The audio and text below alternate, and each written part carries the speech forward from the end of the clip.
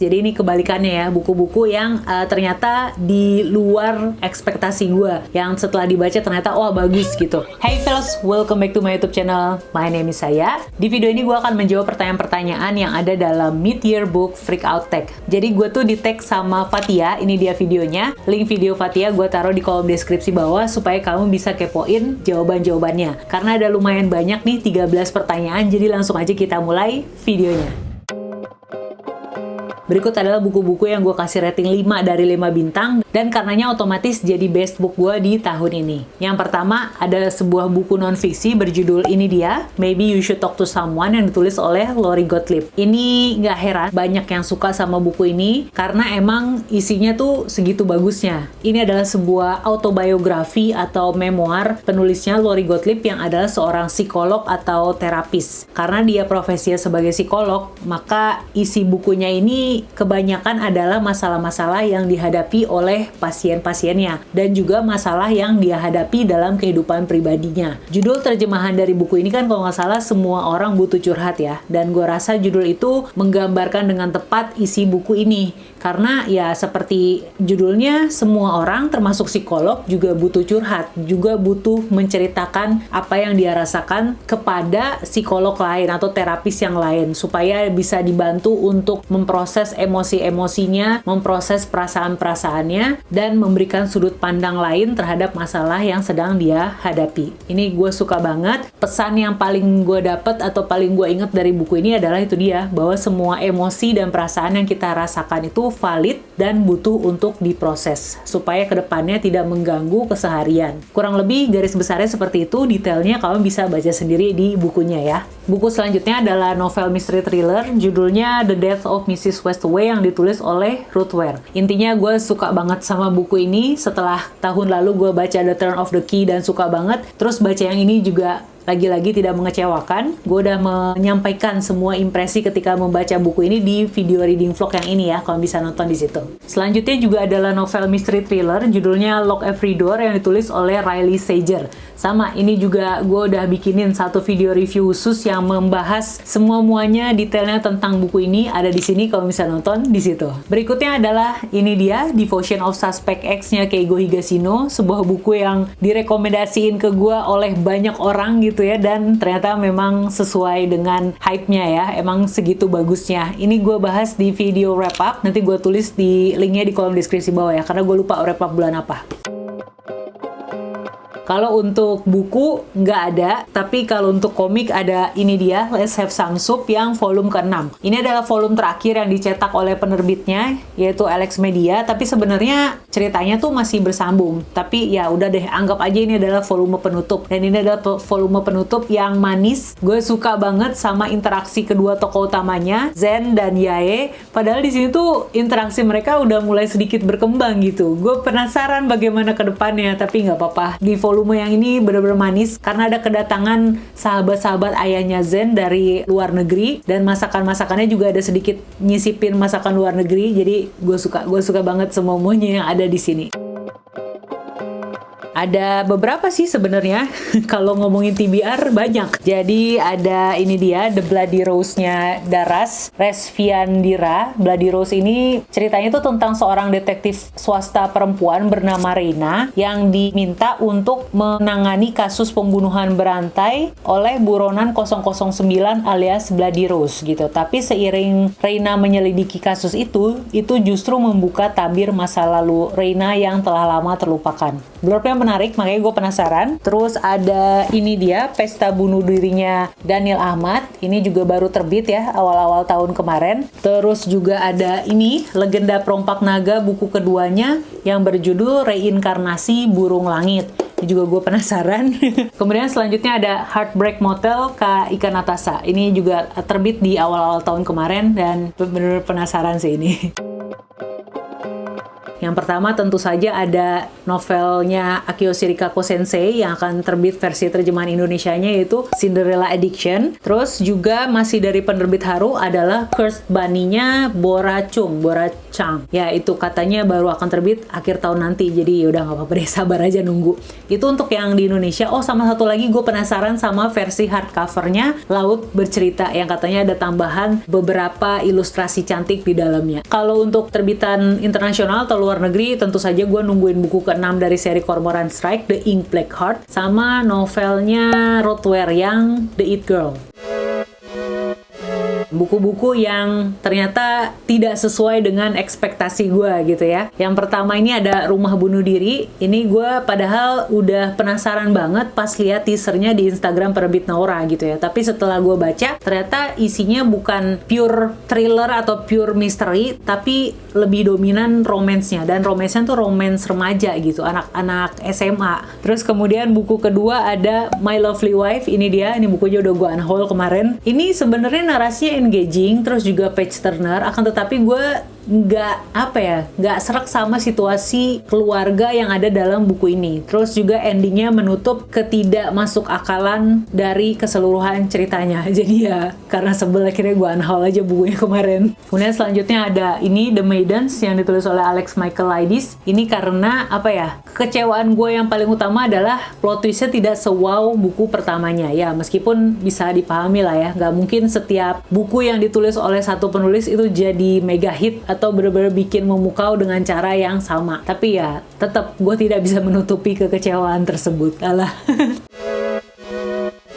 Jadi ini kebalikannya ya, buku-buku yang ternyata di luar ekspektasi gue, yang setelah dibaca ternyata wah bagus gitu. Yang pertama ada ini dia, tentu saja Lock Every Door. Meskipun gue ya beli buku ini karena emang review orang-orang bilang bagus gitu, tapi nggak nyangka pas udah baca emang segitu terhanyut ya gue sama cerita bangunan misterius yang ada di dalam buku ini. Buku berikutnya adalah ini dia, The Devotion of Suspect X. Ini kasusnya sama sih kayak yang buku tadi Lock Every Door. Jadi meskipun gue udah denger banyak orang yang menyukai buku ini, bener-bener nge-hype buku ini, tapi gue sebelum baca kayak sebagus apa sih bakal ceritanya, dan ternyata pas gue baca emang semenarik itu kasusnya, dan plot twistnya gila, jenius banget gitu. Gue belum pernah menemukan plot twist yang seperti itu dalam kasus-kasus yang udah gue baca selama ini. Buku berikutnya adalah ini dia, Happiness Battle-nya Jo Young Ha. Karena tadinya gue pikir thriller Korea tuh gak ada yang segitu berkesannya gitu yang selama ini udah gue baca, makanya sebenarnya agak skeptis sama thriller Korea. Tapi pas baca ini gila, gak nyangka segitu serunya, narasinya juga enak, dan plot twistnya lumayan patut diacungi jempol.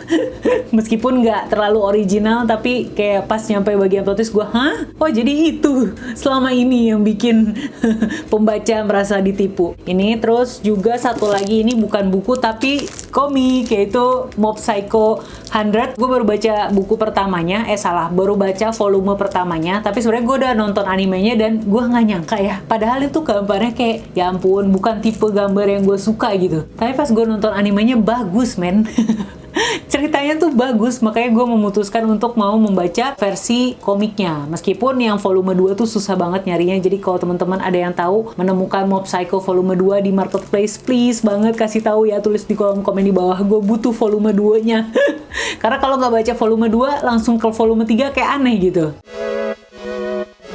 Penulis baru yang jadi favorit tahun ini tentu saja adalah Riley Sager ya. Gue udah punya buku satu lagi yang judulnya Home Before Dark, yang juga dijagoin sama para fansnya Riley Sager. Itu gue penasaran, tapi at least buku yang ini tuh udah cukup bikin gue kayak suka banget sama si author yang ini.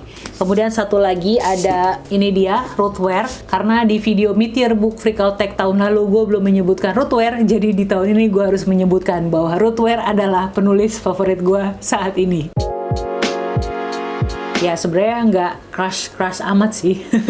Nggak segitu jatuh cintanya, tapi gue mendapati si tokoh pria dalam cerita ini tuh menarik, yaitu ini dia, Ezra Westaway yang ada dalam cerita ini. Jadi kan si keluarga Westaway ini tuh punya 3 anak laki-laki bersaudara gitu. Gue lupa namanya, Abel, Harding, sama Ezra. Nah, si Ezra ini menurut gue adalah pencuri perhatian pembaca, dan gue dengan cepat jatuh hati pada dirinya.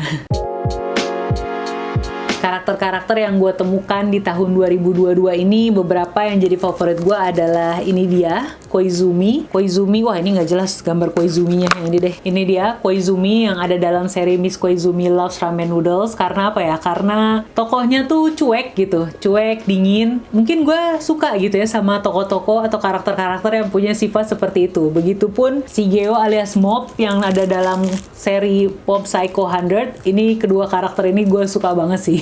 Kemudian satu lagi yang keingetan sama gue adalah Dominic, atau nama panggilannya itu Mike gitu ya, di novel yang ini, di Arson Project-nya Akai Gita. Karena ngelihat kisahnya dia dalam buku ini, gue ngerasa kayak pengen menjadikan dia teman gitu dan memberikan penghiburan. Halah. Buku yang bikin gue nangis. Gue jarang sih nangis karena cerita gitu ya. Bener-bener nangis karena ceritanya. Biasanya gue nangis karena gue merefleksikannya ke diri pribadi. Buku yang bikin gue jadi seperti itu kayaknya yang ini, Maybe You Should Talk to Someone. Apalagi bagian-bagian terakhir dari buku ini tuh banyak membahas tentang kematian gitu. Terus gue jadi kayak merenung. Wah, kalau besok hari terakhir gue, hari ini gue harus banget menghabiskan waktu sama orang-orang yang emang penting buat gue, yang emang gue sayang gitu. Ya pokoknya bener-bener jadi melo, dan ada satu titik di mana gue kayak ya udah nangis gitu.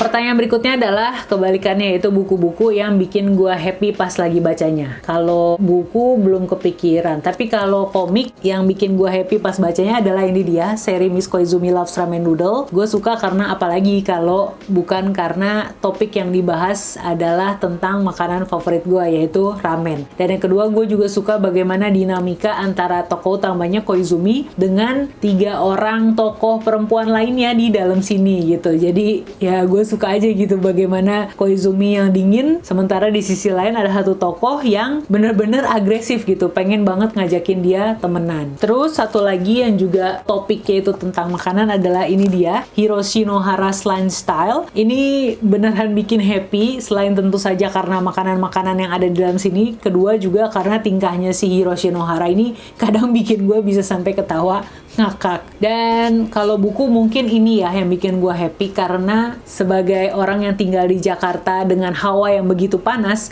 sementara buku ini menyajikan sebuah setting tempat yang berangin, terus juga ada tempatnya lagi yang ditutupi oleh salju, pokoknya super dingin gitu. Jadi gue happy bacanya, kayak berasa ikut-ikutan bisa merasakan dingin di dalam cerita ini, padahal sebenarnya di sini gue lagi kepanasan.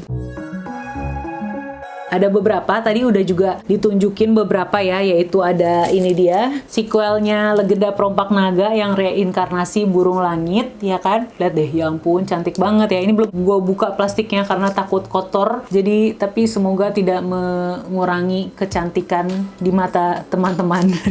Ini yang pertama, kemudian yang kedua, The Maidens juga sebenarnya ini tuh covernya tuh cantik gitu ya, sayang aja ceritanya ternyata nggak se-wow itu. The Black Showman juga ini cakep, kayak anime-anime gitu ya, model-model covernya tuh, model gambarnya. Terus gue juga dapet ini Little Women yang edisi Wordsworth Collection. Emang secakep itu sih covernya, gila gemes banget warnanya. Sama apa lagi ya, ini dia Manga Happiness. Manga Happiness tuh semuanya covernya cakep-cakep, tapi ini gue pilih yang paling favorit nih, yang volume 1 sama volume 4. Cakep banget. Terus sama paling ini sih, Huga versi terjemahan Indonesia ya, yang diterbitin sama Rene Book. Kayak gemes aja gitu ilustrasinya. Banyak sih sebenarnya, tapi mungkin yang langsung muncul di otak gue adalah itu tadi, Cinderella Addiction-nya Akio Shirakawa Sensei, sama paling ya ini dia Heartbreak Motel-nya Kak Ika Natasa, karena emang ya ampun ini tuh gue udah nungguin dari 2 apa 3 tahun sebelumnya, dan mumpung baru banget terbit jadi harus segera dibaca supaya belum kehilangan hype-nya. Nah sekarang gue penasaran, kira-kira ada nggak buku dengan cover paling cantik yang udah kamu beli di semester pertama tahun 2022 ini? Bisa tulis di kolom komen di bawah ya, supaya kita bisa saling meracuni. Halah. Nah karena ini book tag, gue mau nge-tag 2 orang booktuber lain, yaitu Nursan dari channel Unlimited dan juga satu lagi Natiur Vania. Kedua link channel mereka gue taruh di kolom deskripsi bawah supaya kamu juga bisa cek apakah mereka udah bikin videonya dan bagaimana pula jawaban-jawaban mereka. Gue punya video mid-year book freakout tag yang tahun lalu, kamu bisa cek di sini untuk tahu jawaban-jawaban atau buku-buku yang gue sebutin di tahun 2021. Jangan lupa like dulu video ini kalau kamu suka, subscribe juga ke channel ini, dan kita ketemu di video yang ini. See ya!